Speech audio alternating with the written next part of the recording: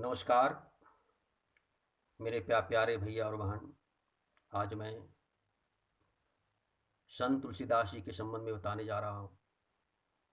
और हमारी पाठ्य पुस्तक क्षितिज के दूसरा पद है राम लक्ष्मण परशुराम संवाद। उससे संबंधित मैं कुछ बताने जा रहा हूँ, उसे ध्यान से सुनेंगे और समझने का प्रयास करेंगे। संत तुलसीदास जी अकबरकालीन भारत में हुए थे। उससे संबंधित मैं एक घटना बता रहा हूँ। तुलसीदास जी रामचरितमानस के रचनाकार हैं, हम सभी जानते हैं, और उनके आराध्य देव राम थे। राममय भारत बनाने का श्रेय सबसे पहले संत तुलसीदास जी को ही जाता है। एक बार अकबर को कुछ चापलूसों ने, कुछ उसके हितैषियों ने अकबर को भड़काया कि जहां पना संत तुलसीदास जी राम के नाम पर आम जनता को भड़काते हैं और वे प्रवचन सत्संग करते हैं। अकबर विद्वान व्यक्ति था, इसमें कोई शक की बात नहीं है। तो उन्होंने उसके दरबार में नवरत्न थे, जिसमें कि टोडरमल, बीरबल जैसे महान व्यक्तित्व, रहीमदास जैसे महान व्यक्तित्व उसके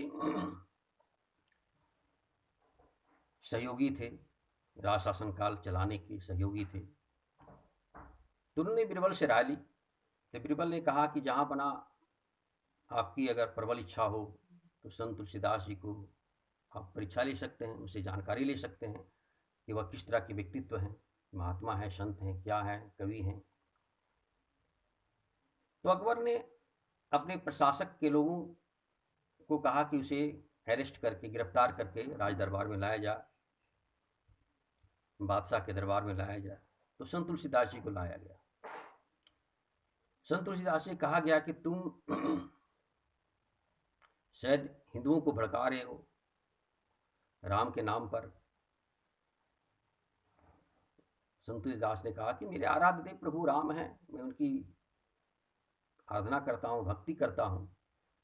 कहीं जहाँ बना मुझे भक्ति से काम है, मुझे कोई राज सिंहासन या किसी तरह के कोई लोभ लाभ मेरे अंदर नहीं। अंततः अकबर ने कहा कि तुम अपने राम को दिखाओ कि तुम्हारा राम कहाँ है, नहीं तो तुझे फांसी की सजा दे दी जाएगी। बड़ी आश्चर्यजनक की बातें उभर कर आती है।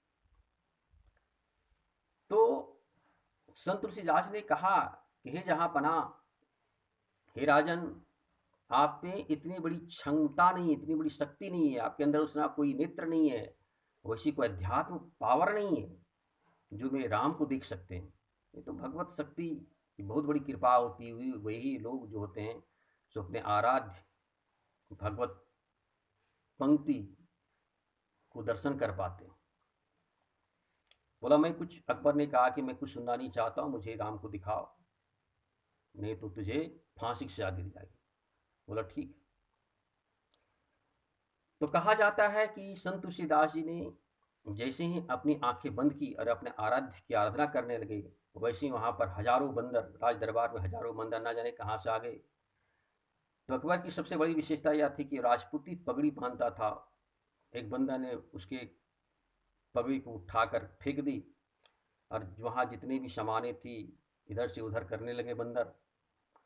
अचंभित हो गया अकबर, और आओ ने देखा था सीधे राज सिंहासन से उठा, अपने गद्दी से उठा और तुलसीदास जी के चरणों में सीधे दंडवत गिर पड़ा, प्रणाम करने लगा और कहने लगा, हे गुरुवर, हे महान संत, मुझे क्षमा करें, मुझसे बहुत बड़ी गलती हो गई जिससे आप जैसे संत महात्माओं की परीक्षा दी। तो जैसे तुलसीदास जी ने आंखें खोली वैसे ही सभी बंदर वहां से गायब हो गए। तो चलिए मैं आज क्षितिज पाठ के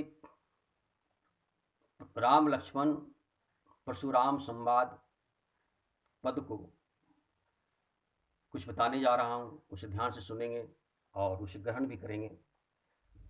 सीता स्वयंवर के दौरान राम लक्ष्मण विश्वामित्र वहाँ पहुँचे थे और राजा जनक के आदेशानुसार वहाँ स्वयंवर हो रहा था। वो धनुष शिव धनुष था जो प्रतिज्ञाबद्ध के कारण उन्होंने कहा था कि जो इस धनुष राजा जनक का प्रतिज्ञाबद्ध था कि जो इस धनुष को तोड़ेगा या प्रत्यंचा चढ़ाएगा उसी से सीता की शादी होगी। अंततः इसी प्रसंग पर मैं आगे बढ़ना चाहता हूँ। धनुष टूट चुका है, ये घोर गर्जना हुई, पूरे ब्रह्मांड में घोर गर्जना हो गई, पूरे ब्रह्मांड कांपने लगा, क्योंकि शिव धनुष था। परशुराम जी जहाँ तपस्या में लीन थे वहां से दौड़े हुए आए, राजा जनक के दरबार में हाहाकार करने लगे। उनकी कठोर वाणी से चारों तरफ गुंजयमान होने लगा, सभी भयभीत हो गए। राजा जनक भी वहां परशुराम को देख करके भयभीत हो गए। यहाँ संत तुलसीदास जी क्या लिखते हैं वो देखिए, थोड़ा चौपाई है। नाथ शंभु धनु भंज निहारा, हुई ही कहूँ एक दास तुम्हारा। आयुष का कहिए किन मोही, सुन रिसाई बोले मुन मोही। सेवक सोज करे सेवकाई, अरि करनी करी करी लड़ाई। सुनो राम जहि शिव धनु तोरा, सहस्र बाहु समसो रिपु मोरा। सो बिल गाऊं बिहाई समाजा, न तारे जय ही सब राजा। सुन मुनि बचन लखन मुस्काने, बोले परशुधर ही अवमाने। बहु धनु तोरी लड़काई, कबहुन असी ऋषि किन्हीं गोसाई। हे धनु पर ममता की हेतु, सुन ही कह भृगु कुल केतु। इन सब बातों को सुनकर बताऊंगा मैं बाद में क्या परशुराम प्रतिक्रिया करते हैं। रे निरप बालक काल बस बोलत तुही न संभार, धनु ही सम त्रिपुरारि धनु विदित सकल संसार। थोड़ा सा इसका अर्थ भी जान लीजिए। शंभु भगवान शंकर को कहा जाता है, शिव जी को, भंज निहारा धनुष को तोड़ने वाले। केयु मतलब कोई, आयुषु मतलब आज्ञा, काह मतलब क्या, मोही मतलब मुझे, रिसाई मतलब क्रोध करना, लड़ाई लड़ाई झगड़ा, सम मतलब समान, रिपु अर्थात शत्रु, बिलगाऊ अलग होना, अवमाने अपमान करना, लरिकाई बचपन में, भृगुकुल केतु भृगुकुल की पताका अर्थात परशुराम, भृगुकुल केतु कहा जाता है परशुराम जी को। त्रिपुरारी भगवान शंकर को कहा जाता है शिव जी को। विदित मैंने जानता है, शकल मतलब सारा, और सकल का अर्थ संसार भी होता है। तो चलिए मैं थोड़ा सा बता दे रहा हूं। परशुराम जी ने जब यहाँ पर आते हैं स्वयंवर में, सभा में, तो देखे कि धनुष को तोड़ने वाला कौन ऐसा व्यक्ति भाई जो कि धनुष को तोड़ दिया। बड़ा आश्चर्यचकित भी हुए वे, और वे वहाँ गरजने लगे। आप लोग जानते हैं कि 20 बार 21 बार क्षत्रियों को संहार कर देते परशुराम।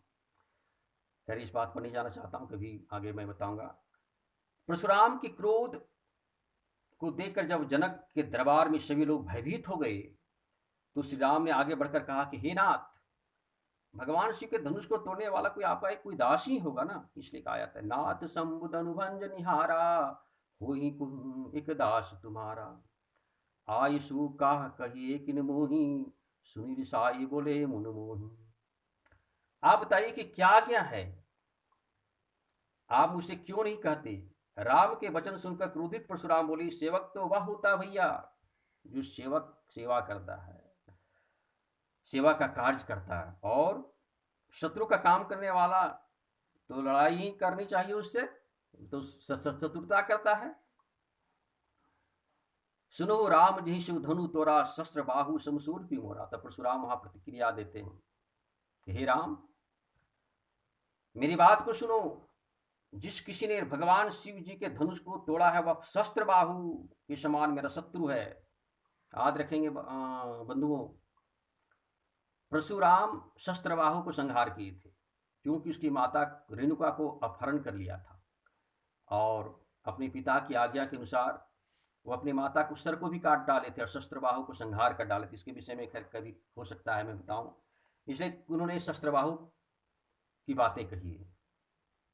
यहाँ पर सीता जी की माता का व्यथा भी आता है एक बार, कि उन्होंने राम लक्ष्मण को देख करके आश्चर्य चकित सीता की माता होती है तो उन्हें अपनी सखियों से भी कहती है कि ये बच्चे हैं, राजकुमार जो हैं हंस के समान सुंदर दिखाई पड़ते हैं, क्या इससे आशा की जा सकती है कि ये धनुष को तोड़ेंगे? लेकिन उन्होंने फिर उसकी सखिया ने उसे संतावना देते हुए कहती है, इसलिए कहा जाता है कि रावण बाण छुआ नहीं चापा, हारि सकल भुप करिदापा, सो धनु रज कुंवर कर दही, क्या बक मंदर की मंदर लही। ये सीता जी की माता की व्यथा है, खैर अलग बात है। तो वह इस समाज सभा को छोड़कर तुरंत अलग हो जाए, परशुराम जी ने कहा, नहीं तो यहाँ उपस्थित सभी राजा मारे जाएंगे। परशुराम के इन वचनों को सुनकर लक्ष्मण जी मुस्कुराए और परशुराम का अपमान करते हुए बोले, गोसाई क्या कहते हैं, सुनी मुनि बचन लखन मुस्काने, बोल प्रसूधर ही अवमाने, बहु धनु तुरी लड़काई, कब गुण असीर सिकने गोसाई। हमने तो छोटे छोटे भाव से धनुष बचपन काल में तोड़ डाला भैया, किंतु आपने ऐसा क्रोध तो कभी नहीं किया, इसी धनुष पर आपकी इतनी ममता क्यों है? लक्ष्मण की व्यंग भरी बातें सुनकर परशुराम क्रोधित स्वर में बोले, अरे राजा के पुत्र, तू क्या समझ रहा है? तू मृत्यु के वश में होकर इस अटर पटर बातें बोल रहा है। मृत्यु के वश में होने से तुझे कौन ही रोक सकता है? याद रखना, मैं जब तक होश में हूं तब तक मैं होश में हूं, तुझे बालक समझकर तुम्हें छोड़ रहा हूं। तू क्या बोल रहा है? तुम अपने आप को समझो। समस्त विश्व में विख्यात भगवान शिव इसका कहता है, यही धनु पर ममता की हेतु सुन रिसाई, कह भृगु कुल हेतु। उन्होंने लक्ष्मण जी कहा कि धनुष पर ज्यादा क्या है ममता है भैया, उनको समझ में नहीं आ रहा है। तो इसी बात को सुनकर के परशुराम जी बहुत क्रोधित हुए और उन्होंने कहा कि समस्त विश्व में विख्यात भगवान शिव का यह धनुष क्या तुझे लड़कपन में तोड़े हुए धनुष के समान ही दिखाई देता है? इस प्रसंग की बातें ही मैं समाप्त करना चाहता हूँ मेरे बंधुओं। आगे पसंद आए तो आगे मैं पद को मैं बताऊंगा, इसे सब्सक्राइब करेंगे, आगे शेयर भी करेंगे। नमस्कार, शुक्रिया, धन्यवाद।